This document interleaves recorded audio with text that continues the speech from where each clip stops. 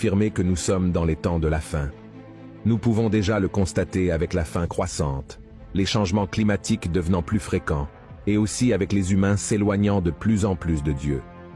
Et c'est précisément à ce sujet que Jésus a parlé dans le chapitre 24 de Matthieu.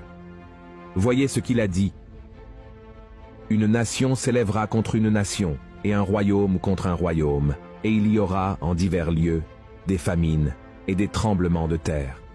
Tout cela ne sera que le commencement des douleurs. Alors, on vous livrera au tourment, et l'on vous fera mourir, et vous serez haïs de toutes les nations à cause de mon nom. Alors aussi plusieurs succomberont, et ils se trahiront, se haïront les uns les autres.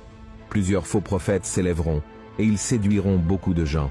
Et parce que l'iniquité se sera accrue, la charité du plus grand nombre se refroidira. Percevez que la méchanceté est l'une des choses que Jésus a dit augmenter dans le monde, juste avant son retour. C'est exactement ce qui se passe, n'est-ce pas? Ou pensez-vous que le manque d'amour pour les autres a augmenté par hasard? Bien sûr que non. Et celui qui le confirme pour nous est l'apôtre Paul. Lisons ce qu'il a écrit dans sa deuxième lettre à Timothée. Sache que dans les derniers jours, il y aura des temps difficiles, car les hommes seront égoïstes, amis de l'argent, fanfarons, hautains, blasphémateurs, rebelles à leurs parents, ingrats, irréligieux, insensibles, déloyaux, calomniateurs, intempérants, cruels, ennemis des gens de bien, traîtres, emportés, enflés d'orgueil, aimant le plaisir plus que Dieu, ayant l'apparence de la piété, mais reniant ce qui en fait la force. Éloigne-toi de ces hommes-là. Nous vivons dans les derniers jours, et c'est exactement ce que je veux vous prouver dans la vidéo d'aujourd'hui, en vous montrant les 7 péchés qui dominent le monde avant le retour de Jésus. Ainsi, vous pouvez être vigilant et ne pas les pratiquer, d'accord? Mais avant de commencer, je vous demande de vous abonner à ma chaîne. Cliquez simplement sur le bouton sous la vidéo, abonnez-vous, et une cloche apparaîtra à côté.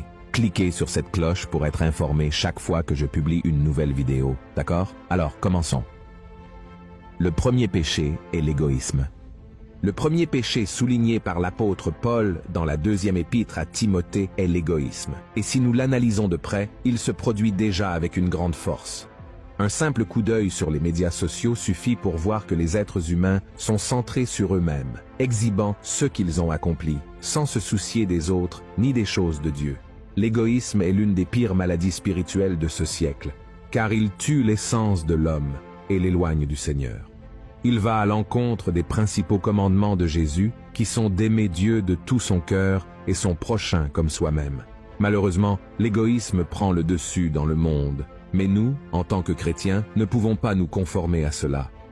Nous devons suivre les traces du Christ, qui est venu pour servir et donner sa vie pour les autres. Êtes-vous prêt à renoncer à vos désirs pour faire la volonté du Seigneur? Réfléchissez-y. Le deuxième péché est l'avarice. Le deuxième péché que l'apôtre Paul mentionne dans sa lettre est l'avarice, qui n'est rien d'autre que l'amour de l'argent. Et à un autre moment, l'apôtre Paul a dit « Car l'amour de l'argent est une racine de tous les maux, et quelques-uns, en étant possédés, se sont égarés loin de la foi, et se sont jetés eux-mêmes dans bien des tourments. » Avez-vous déjà pris le temps de réfléchir à la quantité de crimes commis dans le monde chaque jour à cause de l'argent? Il y a des fraudes, des vols, des homicides, des guerres, des familles sont détruites, et des rêves sont interrompus à cause de l'amour de l'argent. Mais vous voyez, le problème n'est pas l'argent en soi. En fait, c'est un don de Dieu dans nos vies afin que nous puissions subvenir à nos besoins et aider ceux dans le besoin. Le problème réside dans l'attachement aux biens matériels. Et ce verset que nous venons de lire dit que beaucoup, parce qu'ils aimèrent l'argent, ont été tourmentés par beaucoup de souffrances. Et c'est exactement ce qui se passe de nos jours. De nombreuses personnes riches, ayant beaucoup de moyens financiers, ont sombré dans la dépression, ont connu l'anxiété et des attaques de panique, tout cela à cause du désir d'avoir toujours plus. Alors, mon cher frère et ma chère sœur, soyez très prudents, car ceux qui placent l'argent en première position cessent de chercher Dieu et s'éloignent complètement de la foi. Le troisième péché est l'immoralité. Le manque de sainteté est un péché qui a dominé le monde entier en ces derniers jours avant le retour de Jésus.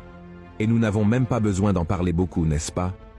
Juste un regard à la télévision ou sur les réseaux sociaux montrent des scènes pleines de sensualité et de sexualité.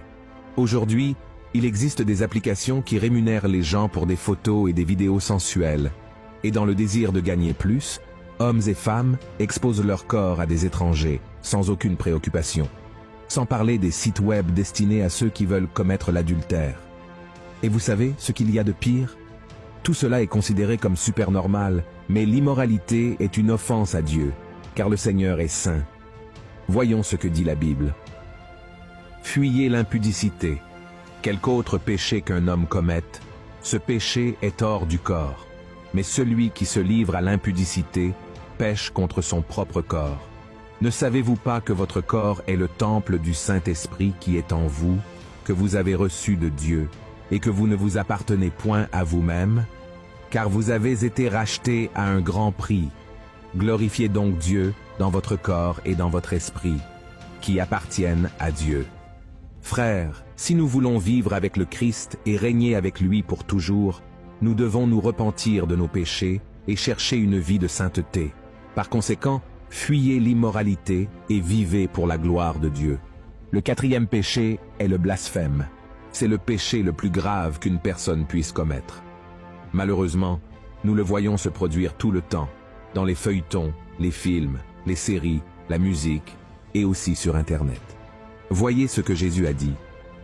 C'est pourquoi je vous dis, tout péché et tout blasphème sera pardonné aux hommes, mais le blasphème contre l'Esprit ne sera point pardonné.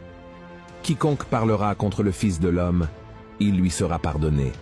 Mais quiconque parlera contre le Saint-Esprit, il ne lui sera pardonné, ni dans ce siècle, ni dans le siècle à venir. Blasphémer, c'est parler mal, maudire, offenser, inventer des mensonges. Et nous savons que les pharisiens faisaient cela tout le temps contre Jésus. Mais le Christ lui-même a dit que même cela pouvait être pardonné. Le grand danger était de blasphémer contre le Saint-Esprit. Vous savez pourquoi? Parce que le rôle du Saint-Esprit est de convaincre l'homme du péché et de le conduire à la repentance. Et pour être sauvé, une personne doit se repentir de ses péchés. Celui qui blasphème contre le Saint-Esprit ignore le seul qui peut le convaincre d'abandonner le péché et de recevoir le pardon. Et peut-être que vous vous demandez, ai-je déjà blasphémé contre le Saint-Esprit? Mon frère, si vous êtes repentant, alors vous n'avez pas blasphémé contre le Saint-Esprit. Celui qui blasphème contre le Saint-Esprit ne se sent pas mal ou coupable et n'a pas l'intention de changer sa vie. Jésus a clairement indiqué qu'il ne rejette jamais ceux qui viennent à lui. Confessez votre péché et vous recevrez le pardon. Amen. Le 5e péché est la complaisance. Qui n'aime pas être dans sa zone de confort, n'est-ce pas? Nous aimons que les choses restent telles qu'elles sont et c'est tout. Et l'un des principaux signes que nous sommes complaisants est lorsque nous ne prenons pas de décision ou n'assumons pas de responsabilité qui pourrait nous causer quelque inconfort. Mais pourquoi cela serait-il un péché? Parce qu'il est impossible pour vous de répondre à l'appel de Dieu et de transmettre sa parole aux gens sans sortir de votre zone de confort.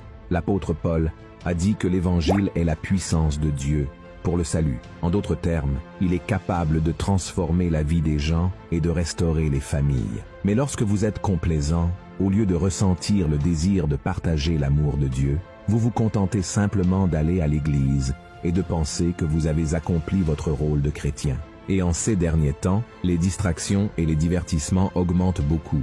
Les gens passent des heures, des jours et des semaines à regarder des séries télévisées, à écouter de la musique, à jouer à des jeux vidéo, à traîner avec